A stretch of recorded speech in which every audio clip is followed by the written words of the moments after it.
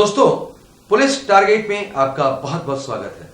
अभी 11 अक्टूबर को देश ने दशहरे का त्योहार बड़े धूमधाम से मनाया। बुराई पर अच्छाई की जीत का पर्व हम बड़े धूमधाम से मनाते हैं और हर वर्ष मनाते हैं। और प्रतीक के रूप में रावण का पुतला भी बड़े उत्साह के साथ जलाते हैं। आपने ध्यान दिया होगा कि प्रतिवर्ष रावण के पुतले की बिक्री बढ़ती ही जा रही है, यानी रावण की संख्या बढ़ती जा रही है। यानी बुराई की हम सिर्फ प्रतीकात्मक रूप से ही नष्ट करने का भ्रम पाले हुए हैं। सोचने वाली बात यह है कि क्या हम सचमुच बुराई पर जीत हासिल कर पा रहे हैं? क्या हमने सचमुच रावण को हरा दिया है? क्या हम रावण को मार पाए हैं? लगता तो नहीं। आज पूरी दुनिया आतंकवाद के साए में जीने को मजबूर है। समाचार पत्र चरमपंथ और उग्रवाद से संबंधित घटनाओं से भरे रहते हैं तथा कथित जिहाद के नाम पर अपनी बात को मनवाने का यह कैसा तरीका है जिसमें आदमी जान लेने और जान देने पर तुला हुआ है। उन्माद का यह कैसा रूप है जहां इंसान स्वेच्छा से आत्मघाती इंसान के रूप में परिवर्तित होकर अपने ही साथियों की जान केवल इसलिए लेना चाहता है कि वे उनकी चिंतन के अनुसार कार्य क्यों नहीं करते। दरअसल बुराई पर जीत की यह परंपरा अब सिर्फ एक इवेंट बनकर रह गई है, जिसे ड्रामा भी कह सकते हैं। वास्तव में हम अपने अंदर के रावण को तो मार ही नहीं पाए, उल्टा हमने उसे इतना हृष्ट पुष्ट कर दिया है कि उसे इतना ताकतवर बना दिया है कि वह कई रूपों में हमारे समक्ष प्रकट होता ही रहता है। यह कभी झूठ बोलता है तो कभी चोरी करता है, धोखा करता है, हत्या करता है, कभी कभी तो यह एक साथ इंसान का और रिश्तों का भी खून करवा देता है। इससे पहले कि हम आगे बढ़ें, एक पुरानी घटना का जिक्र जरूरी है, क्योंकि अगली वारदात भी इस घटना से मेल खाती है और कुछ ही दिनों में एक जैसी दो घटनाएं हमारी लापरवाही का ही नतीजा है। एक बार फिर से जिक्र करते हैं और चर्चा जारी रखते हैं। समाज परिवार से बनता है और परिवार रिश्तों से, और रिश्तों में दरार आते ही परिवार बिखर जाता है। यहीं से सामाजिक अपराध की शुरुआत हो जाती है। हाल ही कानोता थाने में एक ऐसा केस आया जिसने एक नहीं दो रिश्तों का खून कर दिया। यह महिला 2 छोटे बच्चों की मां है। कुछ समय पहले यह अपने पति के साथ गांव से कानोता आई थी और गांव से आने के कुछ दिनों बाद इसने अपने पति के ही गांव के दोस्त वीर सिंह के साथ मिलकर अपने पति की हत्या की साजिश रच डाली। अभी इस घटना को बीते कुछ ही दिन हुए थे कि एक और ऐसी शर्मनाक घटना की खबर आई। इस तरह की घटनाएं समाज में आ रही गिरावट का प्रतीक है। शहरों में बढ़ रही भारी भीड़ और पाश्चात्य की तरफ बढ़ रहे आकर्षण ने भौतिकवाद को इतना बढ़ावा दिया कि रिश्तों की मिठास कड़वी होती चली गई। यहां तक कि देश गांव भी इस रावण के मजबूत शिकंजे से बच नहीं पाए। जहां लोग संस्कारों के लिए खून बहा देते थे, ऑनर किलिंग के नाम पर कई जिंदगियां बर्बाद करने लगे। वहीं के लोग अब इस रावण का स्वागत करने लगे हैं। कई तरह के अपराध अब बेझिझक होने लगे हैं।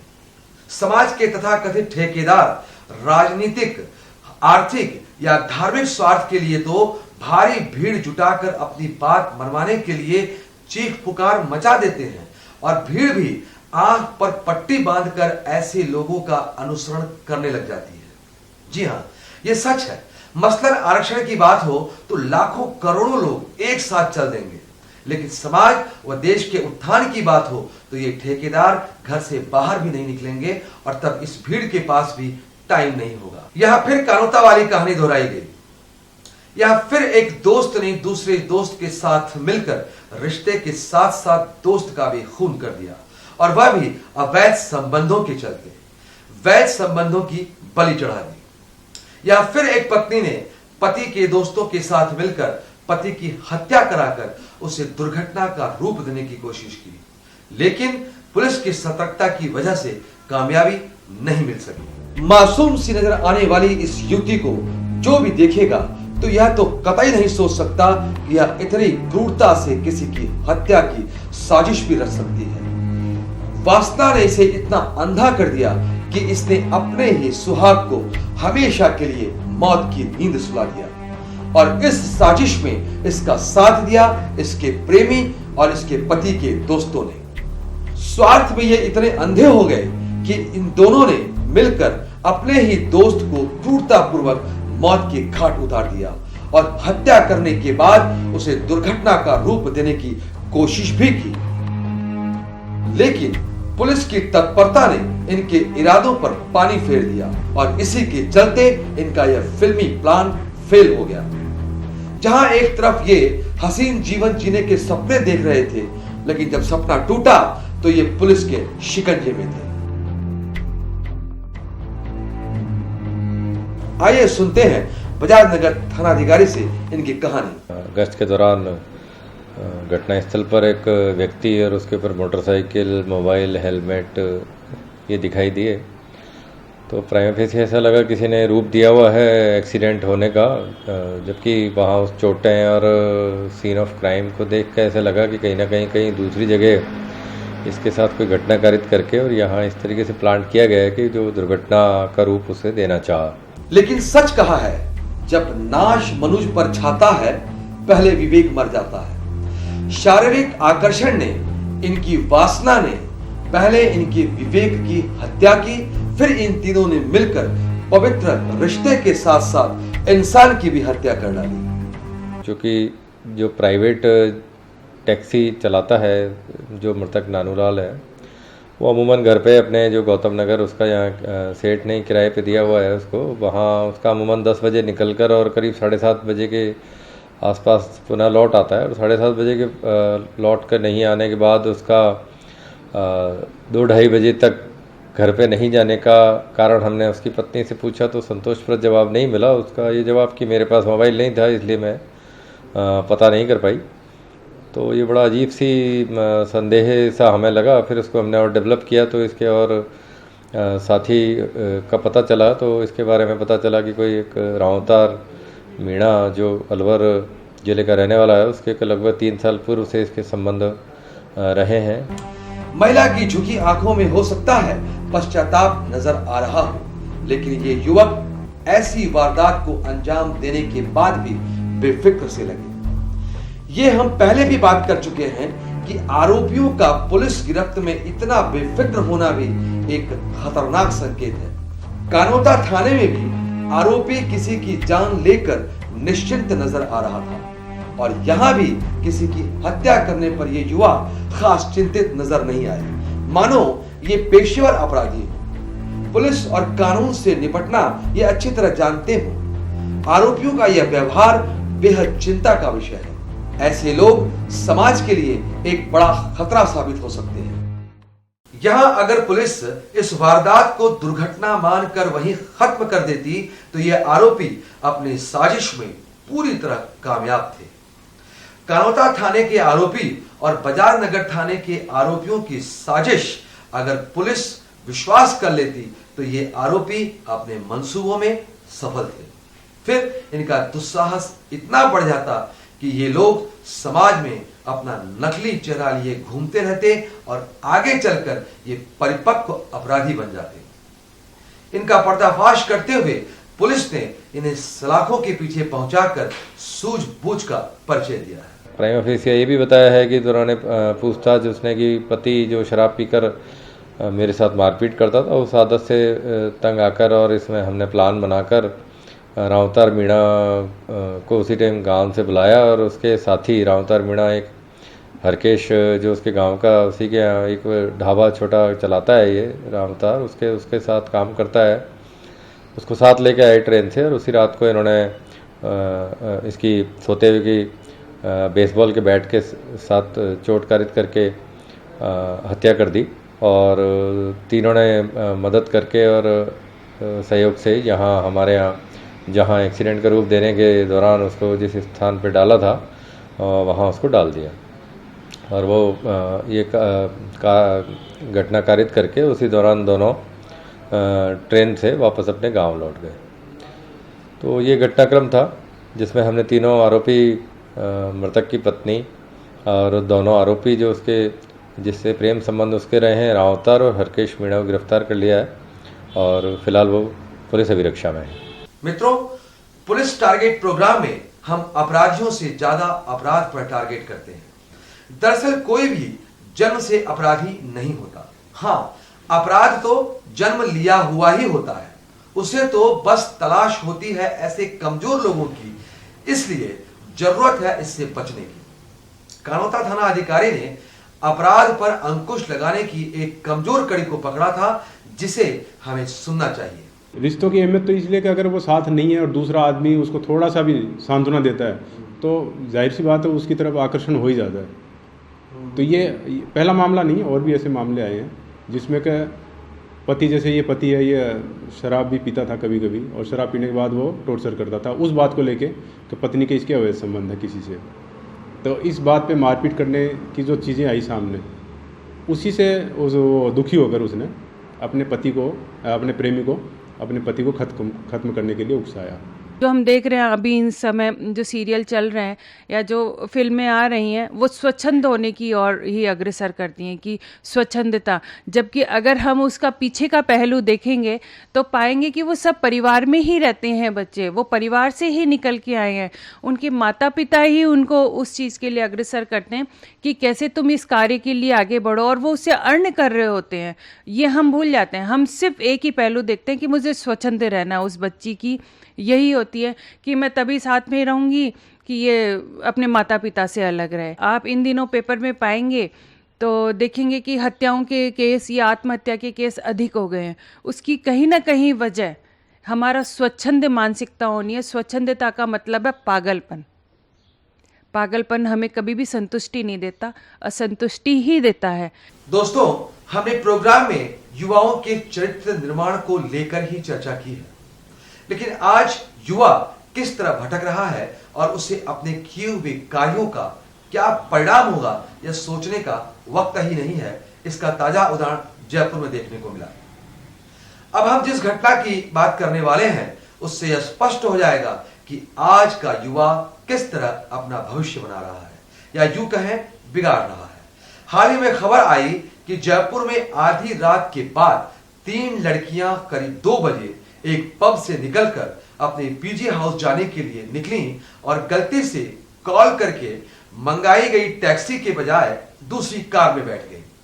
चूंकि इन लड़कियों ने अपना स्मार्टफोन इतना इस्तेमाल कर लिया था कि टैक्सी बुलाने के बाद इनके मोबाइल की बैटरी खत्म हो चुकी थी। वारदात की पूरी घटना सुना रहे हैं विश्वकर्मा थाना अधिकारी। वो 2 बच्चियां आके ढाबे पे बैठ गई तो हमारे गश्ती दल मोबाइल गाड़ी में हनुमान नाम के एसआई थे, उन जाके तुरंत ही उसी दौरान पूछ लिया कि बेटा कैसे बैठे हो। उन्होंने उसने इंसिडेंट के बारे में बताया और एएसआई ने मेरे को तुरंत इन्फॉर्म किया। मैं भी तुरंत मौके पे पहुंचा, उन बच्चियों को एएसआई को थाने पे भिजवाया। मूवमेंट के बारे में पूछा तो दिल्ली रोड पे बताया, तो सिग्मा और हमारी चेतक को भी लगाया और मैं दौलतपुरा टोल की तरफ दौड़ा। जब दौलतपुरा टोल तक चेक किया, हाईवे पे नजर नहीं आई, तो ये एक पंखुड़ी होटल के पास से नीचे सर्विस लाइन पे उतर के और उस लड़की से ये जैसे ही हाथापाई या सीना जब्ती करने की कोशिश की, उसी दौरान वो बीकन घूमती हुई नीली बत्ती गाड़ी देख के लड़की को नाली में डाल के और वहां से भाग गया। तो लड़की ने भी अपनी सूझबूझ से उसने अपनी जगह चेंज करके दूसरी जगह छुप गई। यहां हम ये भी बताते चलते हैं कि ये लड़कियां पीजी हाउस में रहती थी। 2 लड़कियां राजस्थान के बाहर की थी और एक जयपुर के बाहर की। जाहिर है इनके माता पिता ने इन्हें पढ़ने के लिए ही भेजा था, इस भरोसे के साथ कि ये पढ़ लिख कर अपना भविष्य बनाएंगी। लेकिन यहां भी ये अपने माता पिता के भरोसे का खून कर मौज मस्ती में संलग्न थी। सदियों बाद अगर समाज में महिलाओं को लेकर बदलाव आ रहा है तो ऐसे ही युवतियों की वजह से फिर से सामंतवाद आते देर ना लगेगी, भ्रूण हत्याएं बढ़ेंगी। यहां यह भी जरूरी है कि युवकों को भी माता पिता अनुशासन सिखाएं, महिलाओं का सम्मान करने का पाठ पढ़ाएं, ताकि युवा भटक कर अपना व अपने देश का भविष्य खराब करने की जगह नए निर्माण में हाथ बटा सके। रिश्तों के विश्वास को खत्म ना होने दें, क्योंकि आने वाली पीढ़ी की मजबूती इसी नींव पर टिकेगी। इसलिए प्रत्येक माँ बाप और युवा पर आने वाले कल की जिम्मेदारी है, इसे समझना बहुत जरूरी है। आगे क्या हुआ सुनते हैं।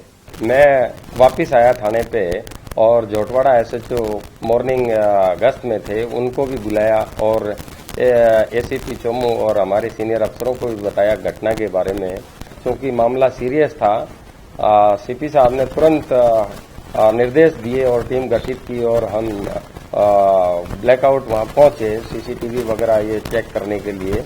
इतने में ही उजाला हो गया था और गांव वाले वहां पहुंचे और उस बच्ची के बारे में सूचना दी। एसीपी साहब उस बच्ची को भी लेके थाने आ गए। ये लड़कियों का सौभाग्य ही था कि ये बाल बाल बच गई और गश्त लगाती पुलिस ने इन्हें देख लिया, वरना कुछ भी हो सकता था। क्योंकि आधी रात के बाद सड़कों पर तो शैतान ही घूमते हैं।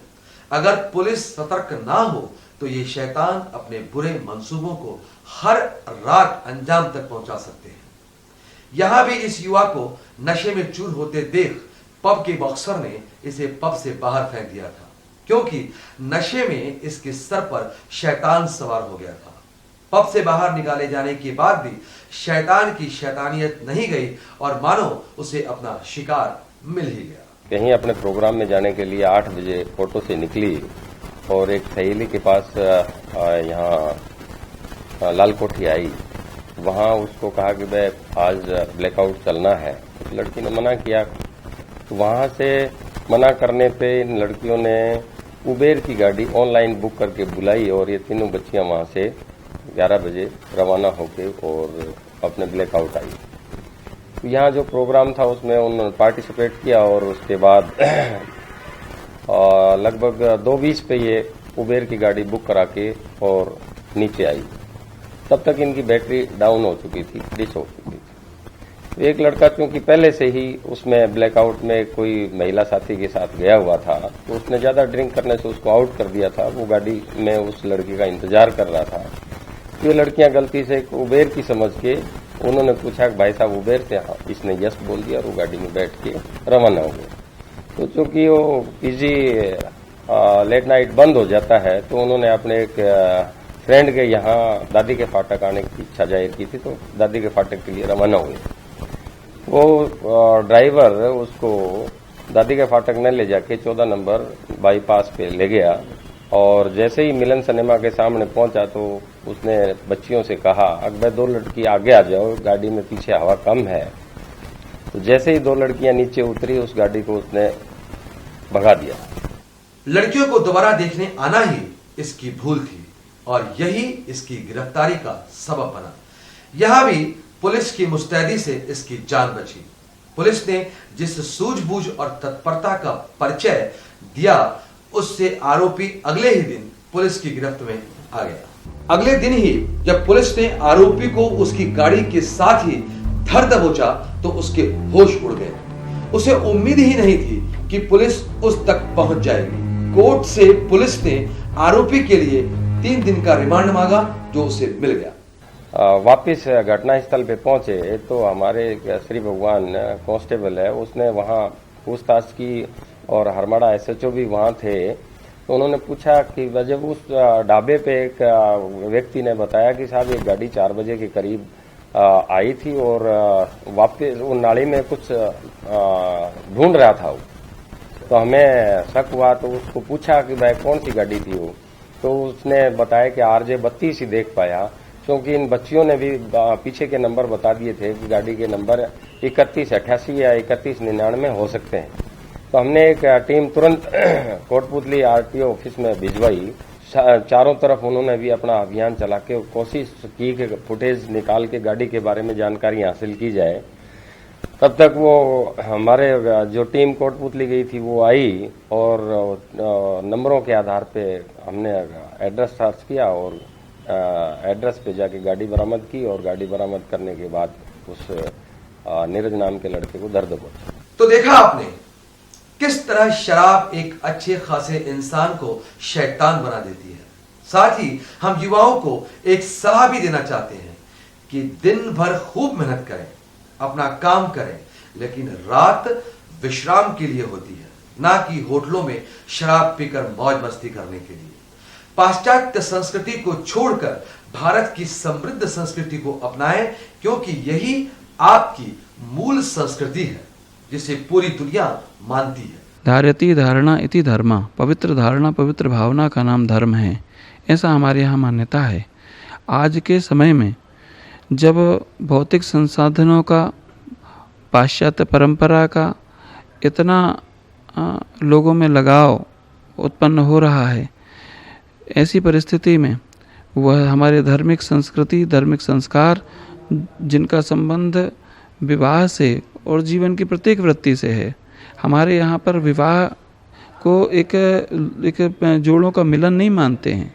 हमारे यहाँ माना जाता है एक धार्मिक व्यवस्था है, और धार्मिक व्यवस्था अर्थात एक सांस्कारिक व्यवस्था है।